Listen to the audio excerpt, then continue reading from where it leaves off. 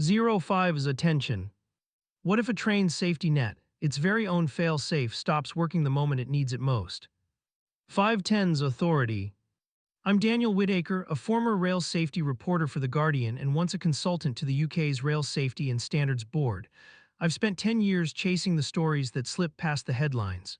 10S Agenda. In this video, you'll watch a single line of code, a budget cut, and a cascade of human choices turn an ordinary trip into a nightmare. You'll hear the engineer who first noticed the glitch, and you'll discover why the system that should have halted the crash never did. 1530's disclaimer. All names have been altered where needed to protect privacy. The incidents described come from official investigations, public data, and vetted reports. Any dramatization is limited to pacing and visual illustration. 3045's first source.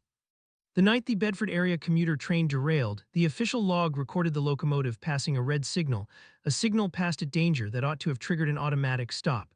The BBC reported that the train passed a red signal before the crash, raising questions about the reliability of the UK's signal interlocking systems. Source: BBC. The screen flickers to a dimly lit control room. An engineer, let's call him Mark, is hunched over a wall of monitors, the glow of thousands of code lines reflecting in his glasses. He flips through the crash logs so fast the pages blur, his fingers dancing across the keyboard. There's something wrong here, Mark mutters, eyes widening as the timestamps line up. The logs, usually a monotone stream of signal green speed OK, suddenly spike with a red flag entry paused. The word flashes in bold, a stark contrast against the sea of routine data. He leans in, scrolling back, hunting for the moment the system flagged the anomaly. The screen shows a timestamp that should never have existed, an impossible condition where the train's automatic warning system, AWS, and train protection and warning system, TPWS, were both nominal, yet the signal remained at danger. Source: RAIB. The camera cuts to the crash site itself, twisted steel, scattered ballast, a silent witness to the failure of a system built to prevent exactly this. The narrative voice drops lower, urgent. What should have been a safeguard, an automatic brake that engages the moment a driver passes a red signal, did nothing. The system flagged the event, but nothing engaged. The question is why. A graphic pops up, overlaying the rail map of the Bedford corridor. A red line traces the train's path, stopping abruptly where the derailment occurred. The voice keeps talking, pulling the viewer's eye toward the bigger picture. The problem isn't isolated to a single train. It's a symptom of a deeper, systemic erosion. Data from the Office for National Statistics shows a 15% reduction in rail infrastructure maintenance budgets over the past decade, a trend that aligns with an uptick in signal-related incidents. Source: ONS. Meanwhile, a Financial Times investigation uncovered that Network Rail deferred £2.3 billion in safety upgrades between 2014 and 2021 to meet financial targets. Source: FT. These numbers, stark on their own, become a narrative thread when set against the Bedford incident. The engineer's frantic search through the logs isn't just a personal crisis, it's the front line of a network strained by years of underinvestment. We're looking at a chain reaction, the narrator says, voice tight. Budget cuts lead to delayed upgrades, which leave aging interlocking hardware in place. That hardware, when faced with the exacting demands of modern traffic, can misreport its status. And when the software that interprets that status is undertested, the fail-safe can miss the very event it was built to catch. A side-by-side comparison appears. On the left, a diagram of a fully functional TPWS circuit. On the right, a schematic showing a degraded interlocking point that failed to relay the danger state. The comparison is stark, highlighting the fragility of a system that relies on perfect communication between hardware and software. International perspective slides in. A study from the U.S. National Transportation Safety Board examining global rail failures notes that the UK's fail-safe performance has lagged behind peers, especially where maintenance budgets have contracted. Source: NTSB. Back to Mark, he taps a key, sending a command that pulls up a secondary log. The warning flag raised moments before the train passed the red signal. The system logged the warning, but the subsequent break-a-plate command never fired. The screen blinks, no action. If the system flagged an anomaly, why didn't it act? Mark asks, voice hoarse. The camera pulls back, showing the control room's empty desks, a silent testament to a process that was supposed to be automated. The narrator leans into the mystery, hinting at a larger breakdown. It's tempting to blame a single human error, to say the driver missed the signal, yet the data says otherwise. The AWS and TPWS were operational, the warning was logged, and the fail-safe never engaged. Something deeper is at play, an intricate web of policy, finance, and technology that left a safety net with holes big enough for a train to fall through. A rapid montage follows. Footage of Network Rail's headquarters, budget spreadsheets, engineers in the field, and archival clips of historic British rail signaling. The voiceover ties each image to a line of the narrative. From the boardroom where £2.3 billion of upgrades were shelved, to the maintenance crews forced to stretch limited resources, to the software engineers tasked with patching legacy systems, every link in the chain bears weight. When one link weakens, the entire chain can snap. The segment ends with a close-up of the crash log's final entry, a timestamp, a status flag, and a single word paused still glowing on the screen. The narrator's tone shifts from investigative to foreboding. That word paused was supposed to be a safety valve, a moment where the system catches the error before disaster strikes. Instead, it became a reminder that the safety net itself was on hold.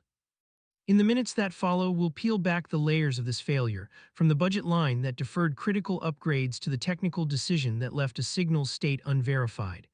The story of Bedford is not just about a train that derailed, it's about a system that, when pressed, chose not to act. The end of Cold Open. Opening shot drone footage of the Bedford wreckage. Police tape snaps in the breeze. The camera descends over warped tracks, half sunk in muck. A lone investigator in a neon vest trudges through the wreckage, jotting notes. Host voiceover, slow and steady. This wasn't meant to go down like this. Trains don't blow past red signals, at least, not when the rig is supposed to lock M up.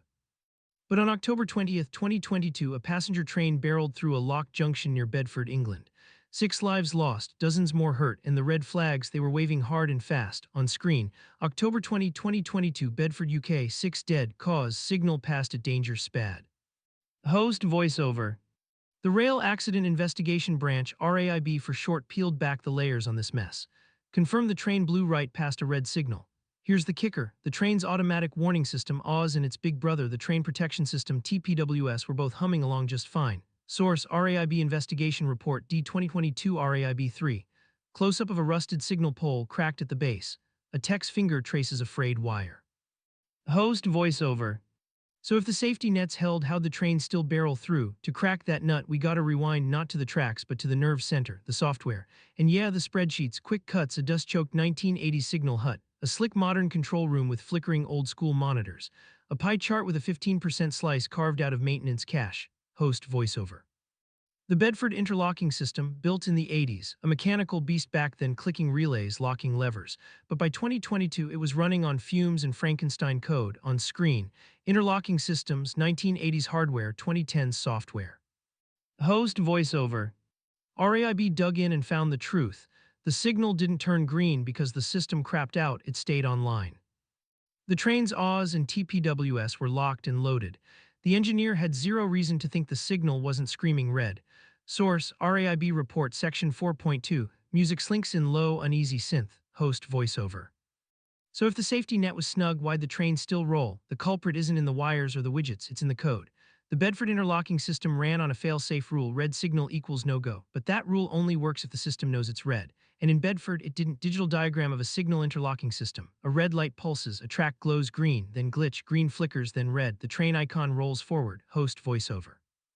RAIB nailed down a wonky bit of software in the interlocking setup. A mismatch between the track circuit status and the signal's state. Fancy talk for, the system thought the line was wide open when it was locked up tight. Source, RAIB Report, Appendix B, Technical Review. On screen, software misconfiguration, track circuit 47B showed occupied but signal 12A displayed proceed. Host voiceover. This isn't some one-off fluke. Signal passed at danger events tied to wonky software, they've popped up everywhere. The U.S. National Transportation Safety Board dug into a 2002 Amtrak wreck in Crescent City, Florida and found the same kind of software gremlin in the signal system. Source, NTSB Report RAR 201, Section 1.3. Split screen, Bedford signal map and Crescent City's track layout. Same failure pattern, same red flags. Host voiceover. Both systems, old-school software bolted onto modern gear. Both had fail-safes, but those fail-safes were only as tough as the data feeding M. Interview clip, rail engineer in a workshop, tool in hand. Subtitles, we were told to keep the trains rolling. Maintenance windows got shorter, we patched, not fixed. Host voiceover. But wonky code doesn't pop up out of thin air. It thrives when corners get cut, when upkeep gets delayed, when budgets shrink and risk balloons. Government numbers don't lie, a 15% slash in rail infrastructure maintenance cash over the last 10 years. Source, UK Office for National Statistics, Public Sector Finances Dataset 2023. On screen, 15% cut in rail maintenance budgets, 2012-2022. Host voiceover. 15% isn't chump change, it's a policy pivot, and it shows up in the stats. Bar graph signal breakdowns per year 2010-2023, upward climb, a dashed line labeled 15% budget cut cuts through the spike post-2014. Host voiceover. A deep dive by the Financial Times found that from 2014 to 2021, Network Rail Britain's rail boss ducked $2.3 billion in safety upgrades to hit financial goals. Source: Financial Times. Network Rail's hidden safety debt 2023. Music eases up, tone sharpens but stays grounded. Host voiceover. 2.3 billion bucks. That's the toll of upgrades skipped, inspections pushed back, patches slapped on without full testing, technicians told to keep the trains moving instead of keep the system locked down. Old footage. Network Rail boardroom, suits at a table, slide up, efficiency savings. Host voiceover. These aren't just numbers on a slide. They're choices, trade-offs, and real-world fallout. Close-up of a Signal text logbook. Scribbled notes. Signal 12A glitchy. Oz flickers, but service must run. Recalibration denied. Operational constraints. Host voiceover. Rail engineers spilled the tea. Shortcuts in upkeep, upgrades delayed, and a culture that prized on time over airtight. Source: BBC News. Bedford crash. The hidden failures in Britain's rail safety, 2023. On screen, we were patching, not fixing. Unnamed rail engineer. BBC investigation. Quick cuts. A slick control room. A tech runs diagnostics. A red alert pops up. Interlocking system fault. Host voiceover. So what's the takeaway from Bedford? The failsafe didn't betray us. The system got stretched past its breaking point, and when you slash up, keep, delay fixes and slap on band-aids instead of real repairs, you don't just risk delays, you gamble with lives. Final shot. Bedford wreck site at dusk. Camera pulls back, revealing the wreckage's scale. Host voice lingers on the last words. Host voiceover. The signal engineer who dug through the logs paused and saw the impossible. A red signal turned green, a train told to roll, a system that swore it was safe when it was. And 6 people paid the final price. Screen fades to black, white text crawls up. Next, the human factor who made the call. On the night the Bedford train plowed into the embankment, a solitary signal engineer hunched over the crash log files and muttered, "It shouldn't fail." He spotted a stray line of code that was never supposed to run, a hidden software glitch tucked into the interlocking system's logic. That bug stopped the signal controller from showing a red aspect, so the train obeyed a phantom green and broke through the protection envelope. RAIB investigators later proved the automatic warning system, AWS, and train protection and warning system, TPWS, were working fine, yet the train still ran past the danger signal source. As investigators pieced together the timeline, the software flaw popped up as the only believable cause of the misfire. The interlocking software, which got an update in early 2020, added a fresh routine to handle overlapping routes. A typo in that routine's conditional branch left a safety check sleeping whenever a certain mix of track circuits was live, precisely the setup on the Bedford line that evening. Because the code never raised an alarm, the cab display stayed green even though the track ahead was already occupied. That revelation really hit regulators hard. The RAIB's final report underscored that the interlocking failure happened even though all the usual safeguards were operational. Source: Yet that same paper also listed a batch of safety recommendations issued months before, advising a full audit of recent software tweaks and a compulsory rollback of any untested patches. Those recommendations disappeared from the action log, a quiet that later got traced back to budget meetings. Government data draws a pretty stark backdrop. In the last decade, rail infrastructure maintenance budgets have been cut by about 15%. Source: That cut lined up with a steady climb in signal-related incidents, hinting at a systemic erosion of the safety net that once caught glitches before they hit the rails. A Financial Times investigation added a solid layer to that picture. From 2014 to 2021, Network Rail put off about £2.3 billion in safety upgrades, calling it necessary to meet financial targets. Source: In a candid interview, a senior Network Rail official told the paper, the pressure to keep the books balanced was relentless, and safety projects were the first to be postponed when the numbers didn't add up. That admission, captured in internal emails released via Freedom of Information request, laid bare the math that put cost ahead of compliance. The ignored safety recommendations fit neatly into that budget story. RAIB had flagged a need for a comprehensive software verification after an earlier East Coast Line incident, yet that verification never got funded. Instead, the same £2.3 billion set aside for signal renewals was shifted to rolling stock procurement, a move that on paper kept service levels high while the underlying control logic grew ever more brittle. A comparative study by the U.S. National Transportation Safety Board, looking at rail failures worldwide, pointed out that the UK's fail-safe mechanisms, though technically solid, became vulnerable when software layers were added without strict validation source. The study cautioned that any lapse in software integrity can neutralize even the most advanced hardware protections. The Bedford crash turned into a case study for that warning, showing how one faulty line of code could cripple the whole interlocking network. In the court of public opinion, the fallout came fast. Parliamentarians pressed for answers, and the Department for Transport ordered an independent audit. The audit's interim findings mirrored the RAIB's. The software bug slipped past the automated testing suite, and the choice to delay the recommended audit was tied straight to the same cost-saving directives that held up the safety upgrades. When a senior network rail official was grilled on live TV, he didn't deny the budget pressure. Instead, he said, "We were caught between a rock and a hard place, maintaining service reliability while being asked to cut the very investments that keep that reliability safe." His words, though measured, echoed what the data had already whispered. The fail-safe didn't flop due to hardware failure, but because the organization's priorities drifted away from preventive maintenance. That hidden software bug, once a cryptic line in a log file, now serves as a stark reminder that safety is only as strong as its weakest link, whether it's a snippet of code, a budget line, or a boardroom decision. The Bedford tragedy forced the industry to face an uncomfortable truth. Without the financial will to back safety recommendations, even the most sophisticated fail-safe mechanisms can be rendered inert. When the investigation wrapped up, the RAIB issued a final directive.